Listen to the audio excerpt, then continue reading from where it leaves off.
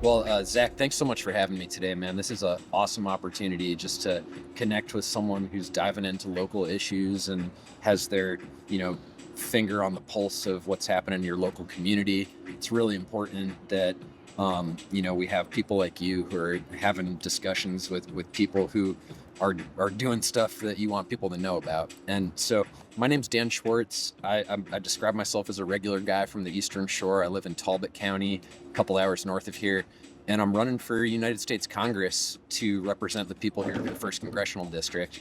And I think people here are looking for an alternative to our existing representation. Our Congressman Andy Harris, who's been in Congress now for 8 terms, and he's fundraising for his 9th term. And in all of those years he's been in Congress, he really hasn't accomplished too much for the people here. The people here feel like they don't have a representative who shows up for them and is going to fight for them. And, over the past 7 months that I've been in this race, I've been doing that every day. I've been traveling up and down this district, all 11 counties, meeting with the voters and listening to them. Very sweet. And when it comes to, let's say, like 8, 9 years of someone being in office, do you think logistically, and I'm not saying this from a biased point of view in your shoes if you were to answer this question, but Yeah. I'm saying this as a logistical standpoint for like a systems and operationals view for the government Yeah. or for our state. Is that how we should operate as a country where we have people going in for 8 to 9 terms and unfortunately that is like aging out versus the Yeah. younger, like, do you get where I'm trying Totally. to, can you It's a help me great clear that question. up? Yeah. I mean, we have people who go into government probably with good intentions, but power, it corrupts folks. And I'm sure there's a lot of representatives who have been in there for a long time who are still meeting with their constituents and listening to them and doing a good job representing them. But unfortunately, we have a lot of representatives like Andy Harris who put the special interest first. And once they're in power, they don't want to give up power. The reason that folks want to stay in Congress once they get in is because they gain seniority and then they're able to move into leadership positions in the various committees in Congress. It takes at least a few terms to do that. So it's hard when people ask me, are you for term limits? Are you against term limits? I do agree. I think it really creates a lot of problems in our government if you have people who are just serving on and on and on and on, and especially if they're not productive during that time, right? Like, Yeah. we need people who are going to go to Washington and work for their constituents, not work for the special interests or work for themselves, trying to get rich off of inside information or whatever it is. So a lot of people are there, I think, for the wrong reasons. And I think it's okay to serve multiple terms. If the people of your district like what you're doing, they're going to continue voting for you. So I'm not going to say that I have like firm set policy on term limits, but I certainly think that a lot of the folks in our government are just too disconnected from the problems that regular people have. I've got a young family, a 3-year-old, 6-year-old. I've got a lot of bills, and How old are you? I'm 36.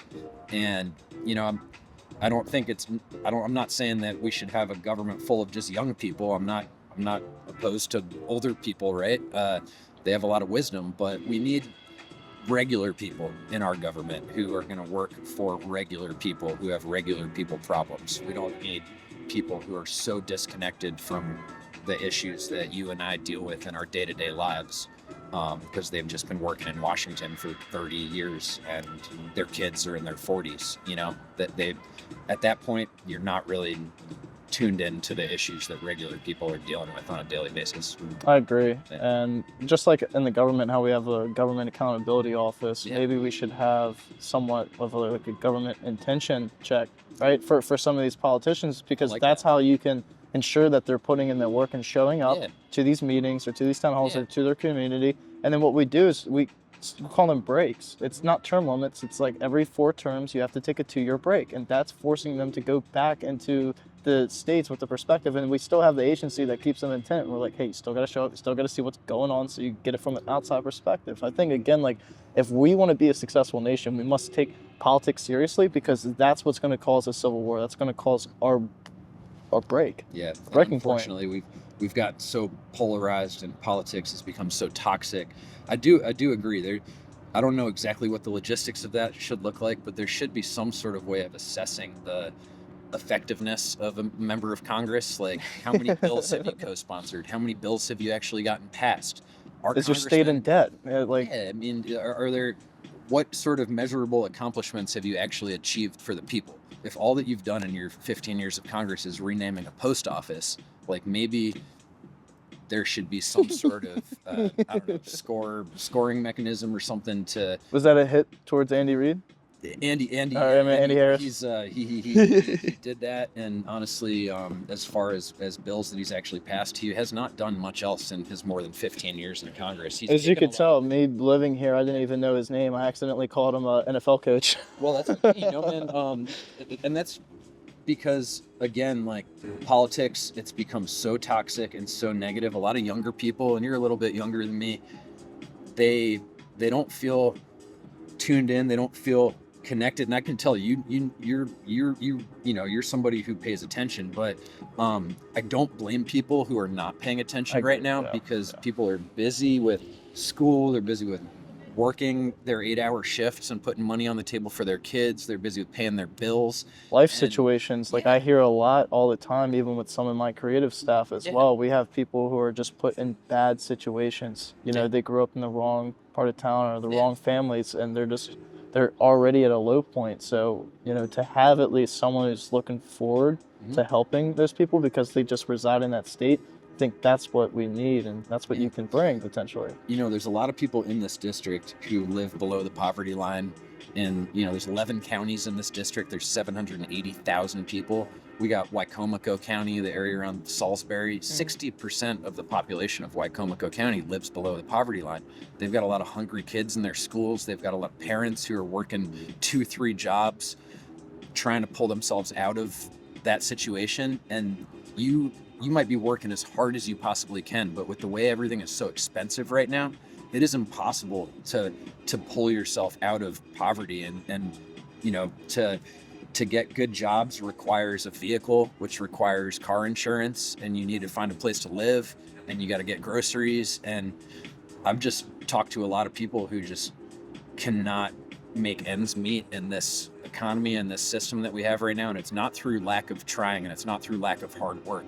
So to hear people like Andy Harris saying that a lot of the people that are, you know, benefiting from our social services and our programs that are designed to benefit people, to feed hungry kids, to subsidize people's health care, to hear him say that, you know, these people are lazy or they're not working hard enough, I think is a slap in the face to working people out here who, you know, are working hard. So I think what we need is someone to come and bring the business opportunity here, come in and make Maryland a more attractive land for businesses to thrive. So then we have, like, these corporations or some of these new startups that want to incorporate or start up in Maryland and now provide that financial opportunity to these people who want to work hard. Because unfortunately, these people who are working hard for the wrong paycheck when they could be working hard and getting what they deserve. And that's unfortunately what we lack here. Even what I see as a person of youth in the Lower Eastern Shore, in Ocean City, Maryland, we have only restaurant, hospitality, and retail. And that's why we lose our creative talent, or I would say just our youth or our talent in general. For me, I'm an entertainment agency, so I just see it creatively. But in the whole scale of things, it is universal. And we lose them to D1 schools, which then right outside of their city, they have a 6-figure job opportunity with that architecture firm.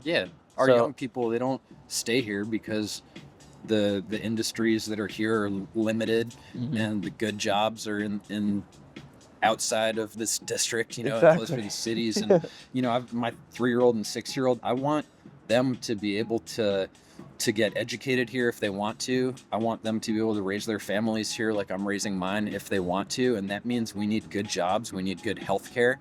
And unfortunately, right now, we are not incentivizing as a state or as a country that kind of work here. Like, we need more nurses, we need more doctors. Instead, we're given signing bonuses and paying off the student debt of ICE officers and expanding their offices in Salisbury and Baltimore. Why can't we forgive the student debt of nurse practitioners like my wife, or nurses, doctors who are coming here to help people find healthcare in a place that in a lot of parts of this district, it's a healthcare desert. If we can't incentivize those kind of people, those kind of professionals to come here, we're going to have a hard time convincing small businesses to open here. So I'm a Democrat, but I recognize that Democrats have made it hard to build, to open new businesses in a lot of ways. We're the party of regulation in a lot of ways. And I spent a lot of my career in regulation and financial services. And over the course of my 15-year career, I got a real education in how you have to balance regulation with the ability for businesses to grow economically. If you have too much regulation and it's too hard to open businesses, too hard to build new housing, you're not going to have any economic growth, and you're going to see your community banks close, and the next thing that closes is your grocery store and then your school. That's putting a strain on those jobs. Yeah, and we're seeing that contribute to rural depopulation across the country. These big banks, JP Morgan, Wells Fargo, and stuff, they're not doing the small business lending to companies like yours or, your friend's landscaping company here or something. They don't care. It's the small banks that are here, Shore United, Bank of Ocean City. And so in my career, I really got an education in how small businesses, small financial institutions help small businesses open in a place like this. But you also need those high-paying jobs, doctors, nurses. We should be doing more for our firefighters, for our first responders, for our police. Our current representation with this budget that they passed at the national level, the big, beautiful bill, that's not just taking healthcare away from people. It's taking food away from hungry kids. It's taking books away from our schools. It's taking police off our streets. And it's hurting towns like this. It's hurting places like Chrisfield in the district. And it's got to stop. I mean, we're creating economic chaos in our small communities right now, and people are just starting to feel it now. It's just going to get worse over the next couple of years. Well, now's a great time to dive right into it. I DM'd you with the goal of basically saying like, hey Dan, I have a passion in media, and I see what your passion is. I want to give you the opportunity to share your thoughts, your ideas, and a non-biased perspective to a more broader audience. So hopefully they'll be able to receive that and do something with that information. So first, with our more recent topic, I'd say there's been some controversial comments made about them or about this within the last 60 days. It's gerrymandering. What are your thoughts on that, and how can you at least explain it to someone who might not know what gerrymandering is? Yeah, really good question, and this is something that I think everybody should understand, because it's a big problem in our political system, and redistricting is a big issue. And redistricting itself is not the problem. Redistricting happens every 10 years with the census. Gerrymandering refers to when lines for a district are drawn intentionally to swing the district either to the right or to the left. And what's happened now, typically redistricting happens every 10 years with the United States Census. Okay. But now states, and it started with Republican-controlled states like Texas, have decided that they're at risk of moving in the other direction, moving to be more blue in the 2026 midterms. And they're scared of that. And the president is very scared of losing seats in the midterm elections and losing control of the Congress. And right now he's having such an easy time doing everything he's doing because Republicans control the House, they control the Senate, they control the White House, and they control the Supreme Court. President Trump wants it to stay that way, and Andy Harris wants it to stay that way. And so he's been calling around these governors of states like Texas and Indiana, Missouri, dispatching J.D. Vance to fly out there on a plane and talk to them in person and try to convince them to do mid-census redistricting or gerrymandering. And I think this is a huge problem because you are literally stealing seats by redrawing the lines based on the way that they want in between the census. They're stealing seats, they're disenfranchising voters, and they're making the map look exactly like they want because that's what the president is telling them to do. So they passed this in Texas. and they're trying to do it in Missouri and in Indiana and other states. The Democrats responded in California, and they put a referendum on their ballot. In California, it requires a vote of the people to go through. You can't just do it as a act of the state legislature and the governor.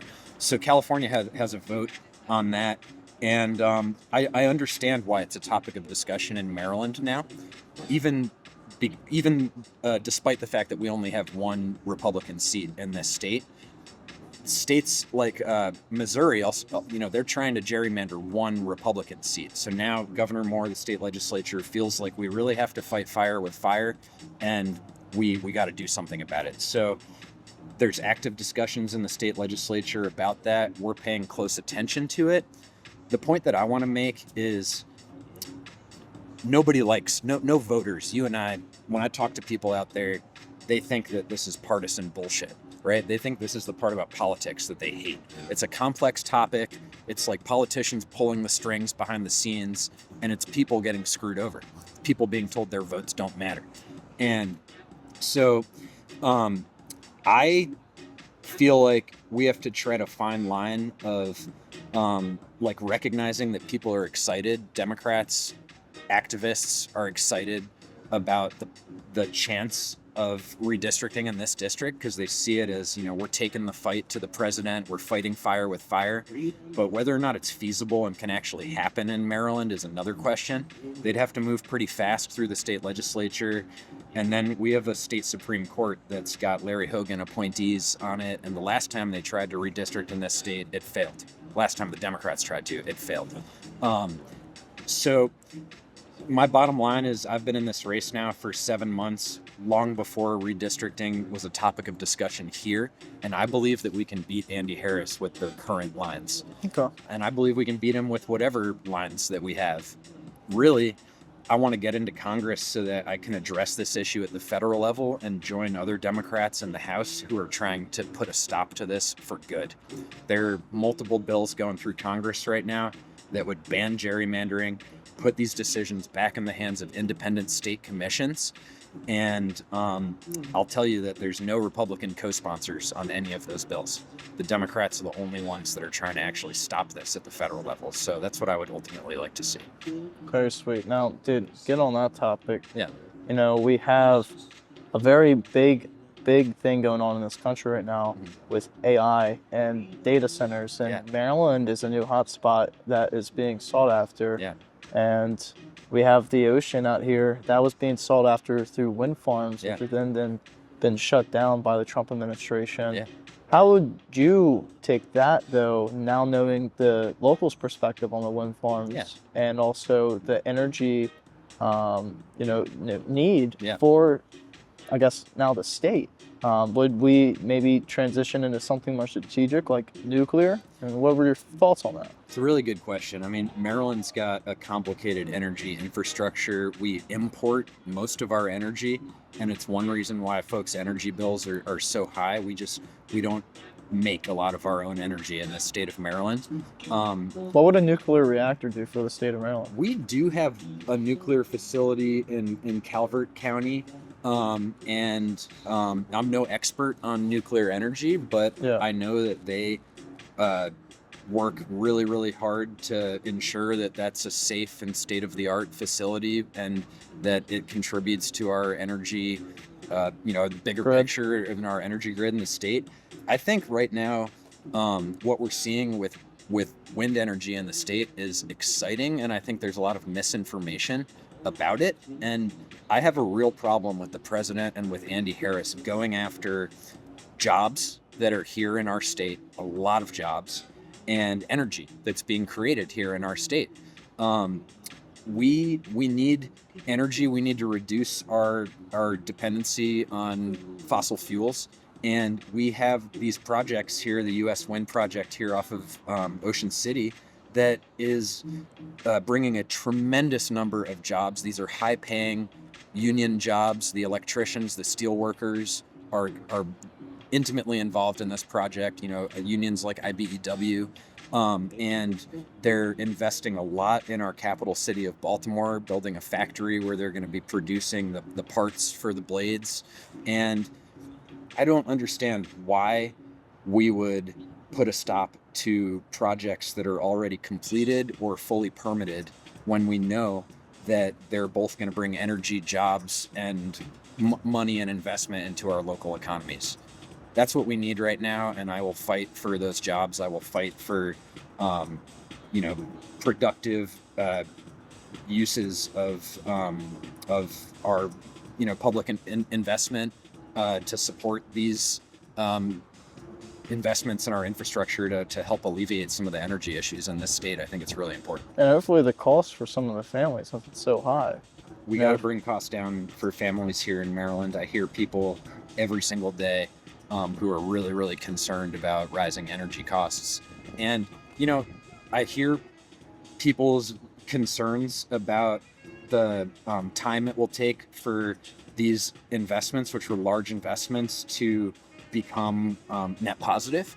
And there is some catch-up time here, but we need to invest in the future of our energy infrastructure and not stay stuck in the past. And especially as we're bringing on a lot of these AI data centers, we've seen in Virginia that, and in other states, that they put a lot of stress on the grid. There's also some ability for them to help the grid and for them to possibly, store and spread energy within the grid when necessary. I mean, a lot of the technology allows for them to maybe turn on and turn off their operations faster than some of these, older sources or older or whatever facilities, data facilities. It can be difficult to wind down or turn back on if the grid goes down. So there's ways in which the data centers complicate our energy issues, and there's ways in which they might be able to help.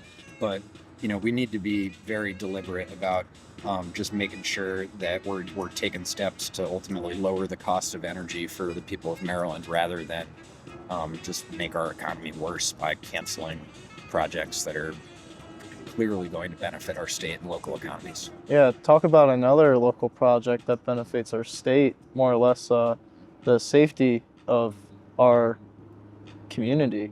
Mm-hmm. How would you fight against, a push that would potentially hurt the citizens here or the people who come here to vacation, like what we see in Assateague, the lack of lifeguards, and how I even met.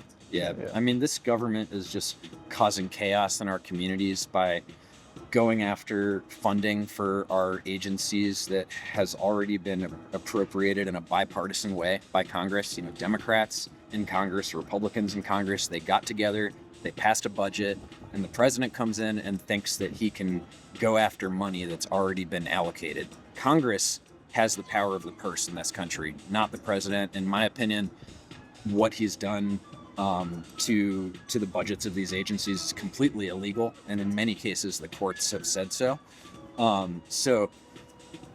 With respect to the issue that you're bringing up, the National Park Service was essentially defunded to a large extent, and the lifeguards on our national park beach here at Assateague, which spans both Maryland and Virginia, were not rehired at the beginning of this season. So for May, for June, for much of July, the beach at Assateague, one of the most popular summer destinations in the North or Mid-Atlantic here.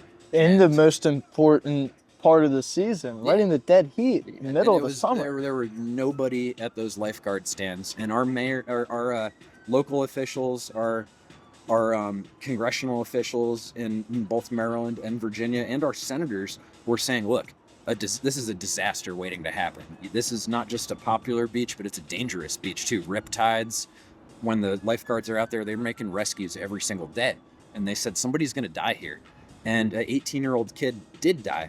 And it was like right outside of where the lifeguard zone is. But those lifeguards are making rescues outside of their designated zone all the time. That's what they do. Those guys move fast. And if somebody's drowning right outside the lines, and someone's screaming for help, they're going to run. Yeah. So I've heard, people have said, oh, well, there were no lifeguards there anyways, even when there were lifeguards. It was like right on the line. And the fact that our government is playing with the funding of public safety on our beaches, or, cutting funding for firefighters. You know, the Maryland Firefighter Training Center out in Hagerstown was defunded. They're firing air traffic controllers, food inspectors, water inspectors, nuclear safety inspectors, bank examiners. They're making us less safe, and they're making people less healthy. They're making people less prosperous. And people didn't vote for that. I mean, yes, there are so many ways that we can make our government more efficient, and we can cut waste in our government, which is there. It does exist. But you don't do that by going after public safety in our towns and our You don't do it communities. by ripping the whole forest apart and burning it down. You Yeah. do it by cutting one branch at a time. Exactly. You got to be really deliberate, and you don't just you don't take over our government and try to burn it down from within. We need a government that works. Government solves a lot of problems in people's lives, a lot of things that people don't even think about on a daily basis, but when you take it away, it causes real pain. Okay. Now, I want to talk about, let's say, let's put this in perspective. You win the seat. Mhm. You flip it. Great Yeah. job. And you help usher in, let's say, the golden age of Maryland. And this vision of Maryland has a very booming infrastructure of business, communities with a new feeling that something's about to change. Mhm. How do we ensure that the communities don't lose the sight of our vision by increasing our infrastructure capability for these people, like new roads, new bridges, Yeah. highways, upgrading our rail systems? Yeah. How can we ensure that we include this part of the peninsula and maybe even use this part of the peninsula to kickstart that? Yeah. Well, I mean, this is such an amazing area of our state, an amazing area of our country. I think the 1st Congressional District of Maryland is probably one of the most beautiful districts in the whole country. It would really be an honor to represent it. I mean, this is the home of the Chesapeake Bay, which is the largest estuary in the country, maybe like the 2nd largest in the world. And there's so many industries that rely upon the bay here, you know, our crabbing, our oyster industry. This is a breadbasket for the world. You know, our soybean farmers, they yes, they have a lot of local buyers and big companies like Purdue, but they also export a lot out of the port of Baltimore. There's a lot that happens here on the Eastern Shore, even if it's, you know, a quieter way of life when you cross over that bridge. So we need to make sure that the district is a priority. Our current congressman has not been prioritizing the district. He thinks he works for the president. He does not. He works for the people of the 1st Congressional District. And in his 15 years, he's failed to bring investment here. He's failed to make it so we have good health care here. And he's a doctor himself, but we have one level 3 trauma center on the whole Eastern Shore in Salisbury. And if you have a bad accident down here, or if you have a stroke or a heart attack, you get shot in Cambridge or something, like, you better hope that there's this clear skies and a helicopter that can take you across the bay to shock trauma in Baltimore, because there's just no infrastructure here to care for people. And so it's neglect, I think, and it's in a lot of ways this district kind of being written off. And you know, it's I think I can criticize both sides of our political system. I think the Democrats, in large part, we kind of forgot how to be the party of rural areas and working people, and instead, you know, became a party of the professional class and focused more on people in DC or in Baltimore in those office jobs. we gotta, you know, figure out what we can do for our communities out in places like this that, you know, are not our big cities and are not our big economic engines. I mean, there's still a lot going on here, and that means we need to find ways to help our farmers. We need to build up our healthcare infrastructure. We need to make sure that we're enabling people who live in places like Crisfield to continue to live there and not have it so their whole city's wiped out by the next hurricane. You know, like, Yeah. we got to think deliberately about what we're doing for the people here and make sure that we're serving them. And that means serving all of them, not just the Democrats or the Republicans. Not just one singular side. Yeah. And I want to get into at least what would actually be the policies that present that change. I mean, we can talk about ideas or whatnot, Yeah. but how would you present this? Not lot of only it- just to the people, but to the people who would Yeah. make it work. One thing that's so important with my campaign and trying to get elected as a Democrat in a district that's pretty conservative is that I'm listening to people. I can talk a lot, you can probably tell. I need to show up across this district every single day and listen. So that means not showing up with a detailed, here's the 10 things I'm going to do when I get into office, right? Like I have a lot of policies that I would like to support, but I want to let people tell me what it is that they want to see from their congressmen. Because if you listen into Andy Harris's telephone town halls, and he did one of them yesterday, he just talks at his voters, he argues with them, he talks down to them. He's not listening to them. He's not showing up for them. And I'll give you an example. I mean, I got farmers who are neighbors of mine. I live in a pretty rural part of the district, and these are people who have traditionally voted for Andy Harris or voted for Donald Trump. And these guys are struggling right now because of the tariffs. They're struggling right now because of other crazy economic policies coming out of the White House. My neighbor John told me, Dan, I didn't vote for these tariffs and I can't get a crop in the ground for the first time in my farming career. He said his biggest tractor's broken and supply chains have made it too expensive to fix the part he needs. Fertilizer costs are going crazy because of the tariffs. Those funds were frozen arbitrarily by Farm Credit. John took a few other farmers up to Washington, D.C. for a meeting that was on the congressman's calendar. They sat there patiently, they waited, and they were told just a little bit longer. And ultimately, they were sent home without their meeting. They were told the congressman's too busy to meet with you today. So the fact that he's not taking the time to sit down with the farmers and these people that have traditionally supported him and listen to them and figure out how these policies coming out of Washington right now are actually impacting them. And then on top of not listening, we're then gonna give taxpayer dollars to Argentina, let them spend that on soybeans from China, directly undercutting these farmers in our district, and Andy will not even say anything about it. Instead, he posts on X, happy Farmer Appreciation Day, and just lip service. And that's, I think people are sick of politicians who just provide lip service, say they're going to do one thing and then do completely the other. I'm going to do more than just listen to the farmers about their problems. I want to do real stuff for them, like right to repair legislation. They need the ability to repair their own equipment instead of these onerous contracts that force them to bring their tractor 300 miles away to get it serviced. We need to look at the environmental regulations to make sure that the regulations governing agricultural runoff are targeted at the big companies making the mess like Purdue and not at the small family farms like John's.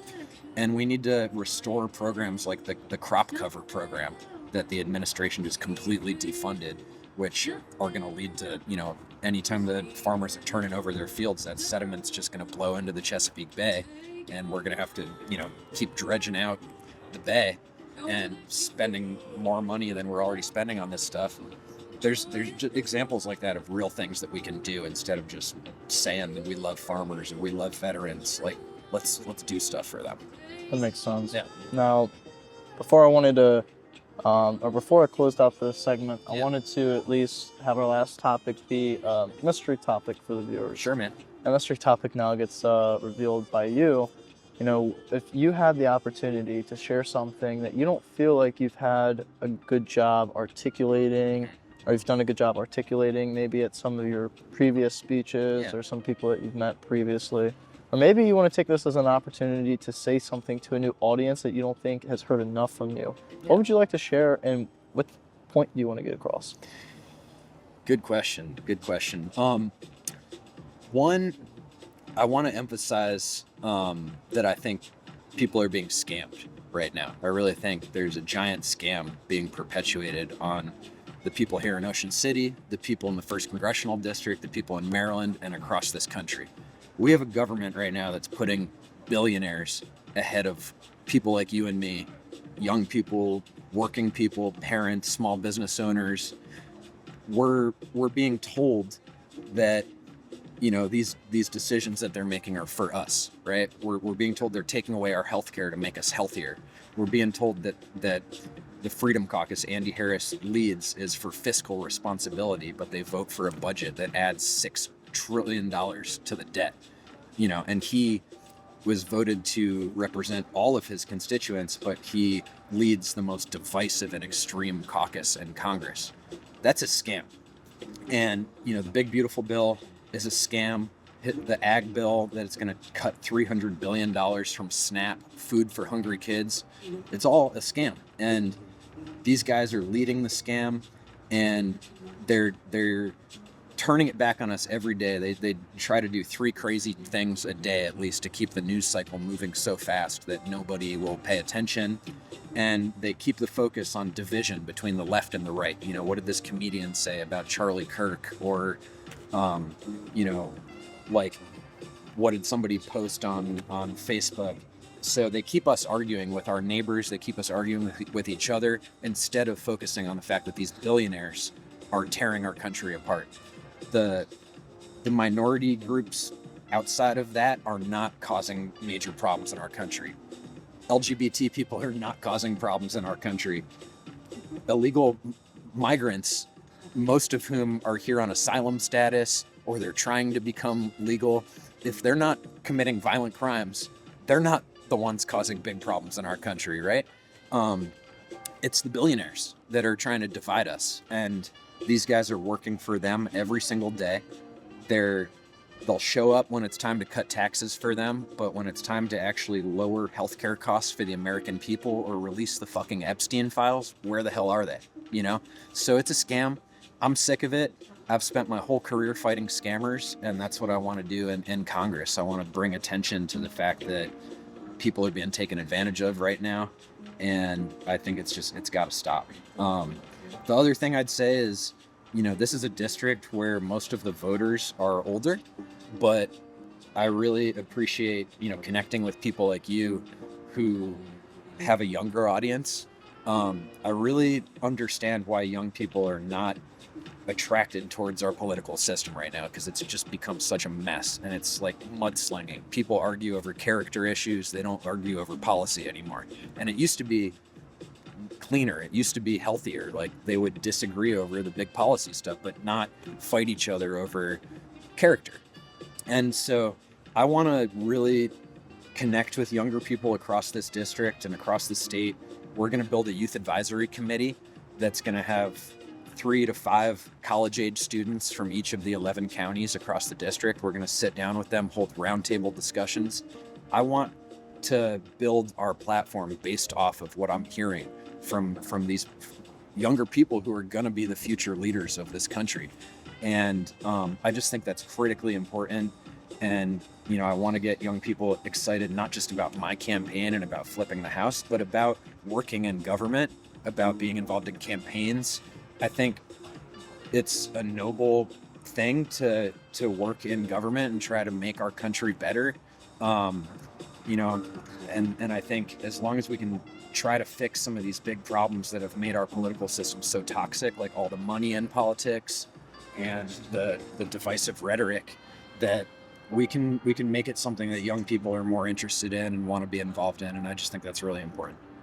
Thank you for that perspective. Yeah. Now, where can people find you? What are your socials? Yeah. Where can people follow you? And more importantly, if someone needed to donate, if they wanted to contribute or also do another interview with you, what would be a great way to contact? Yeah, so you can go to my website at schwartz4congress.com. And if you scroll down to the bottom, you'll see links to all of my socials. We're on Facebook, Instagram, X, TikTok, Blue Sky. Might even make a Truth Social.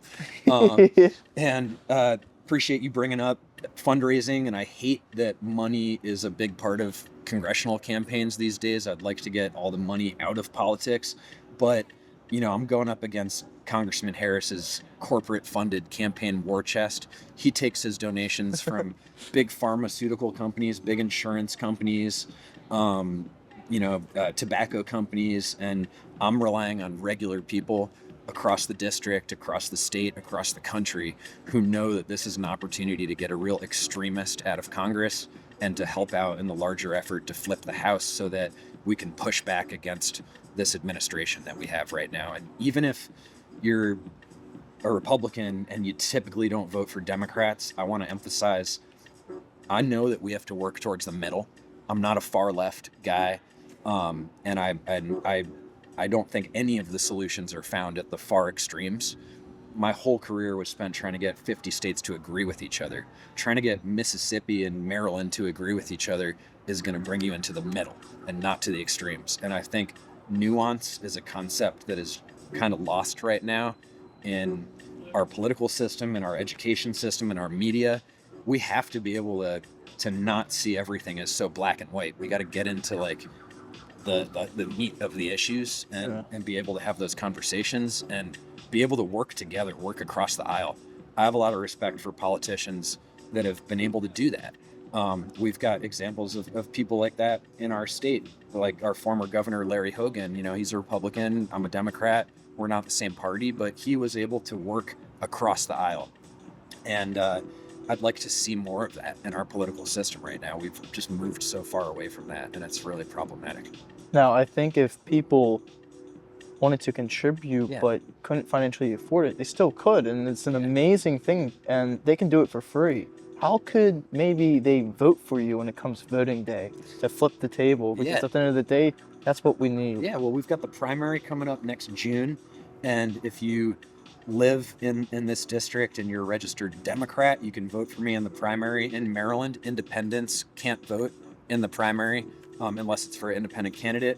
Different in some other states, but then the general elections in November, and anybody can vote for me in that. And like you said, if you want to contribute, there's ways to do that outside of just financially. You can volunteer for our campaign. You can help us knocking on doors up and down the district. You can repost this video. Yeah, you could repost the video. Social media is critically important right now, and a good way to get our message out to everybody. And when we do get the message out across the country, leveraging socials, people all over the country who believe in this mission want to see that change are going to develop or bring up this political pressure. Yeah. And that's what's going to even allow you to hopefully take this over by a landslide. Exactly. Because people are going to wake up. Yeah, and they're waking up to the fact that we just don't need extremists in Congress. And the Freedom Caucus that Andy Harris is the boss of, those are people like Lauren Boebert. Marjorie Taylor Greene was formerly a member until she got kicked out for calling another member a bitch. So, you know, the space lasers and all that weren't crazy enough. She was still a member of the caucus at that time, but it was decorum that got her kicked out. We don't need extremists. We need regular people who will work towards the middle and work for everyone in the districts that we represent. So, you know, I want to see people listen. And one thing I'm saying, I'm going to hold monthly town hall meetings across the district. We're doing that already, more than monthly town hall style meetings on the campaign trail. But once I get into office, monthly town hall meetings in person, open to anyone. I want to do things like ban members of Congress from actively trading equities, options, futures, crypto, so that members go to the Hill and focus on working for their constituents instead of getting rich on inside information. I want to restore the consumer protection agencies that actually work to put money back into the pockets of regular people when they get scammed by big banks or payday lenders. I want to look at the, you know, how we can make our rules more fair for people so that the 780,000 people in this district have a fair shot at the economy. Because right now it's working for the billionaires. It's working for people like Ghislaine Maxwell. It's not working for regular people like you and me. Well, you know, I believe there could be a change. It's now up to the people, though. Yeah. Which is, you know, why we recorded this today. Yeah.